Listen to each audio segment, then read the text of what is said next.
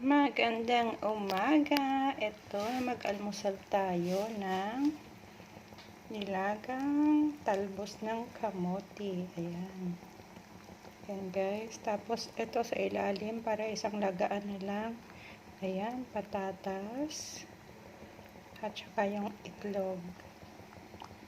Ayan. Para isang lagaan na lang. Para tipid sa gas. Ayan, mga lalabs. Ayan.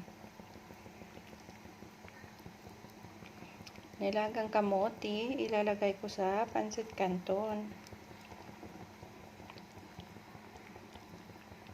Tapos yung lunch ko, mamaya, magpatatas at saka itlog. Ayan. Ngayon, almusal natin is Milo at saka pancit canton. Ayan.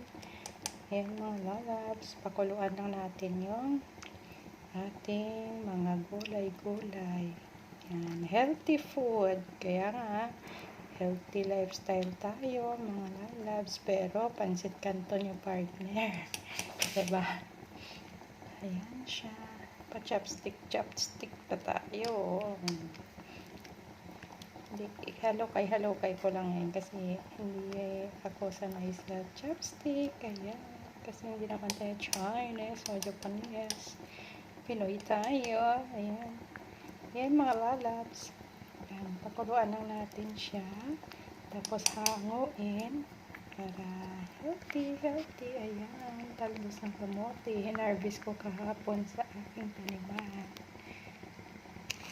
Ayan na siya mga lalabs. Ayan, ito na siya. O, ayan. So, sobrang dami siya. Isang mangkok siya. Hahatiin ko lang ito mamaya at ang kalahati ilagyan ko ng suka. Ayan. Tapos papapakin ko lang.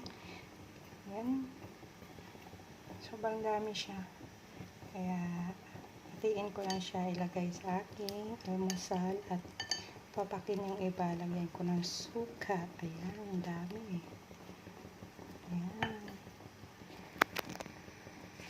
At ito yung nilaga kong patatas. Mamaya, ito yung lunch ko.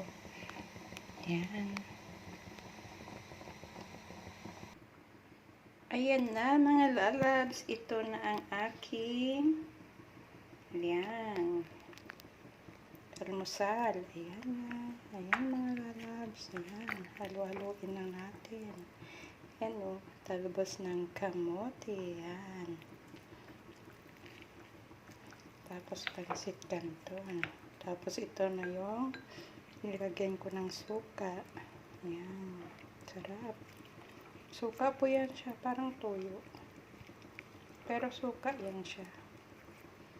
Ayan. Almusal tayo mga lalabs. Bye-bye.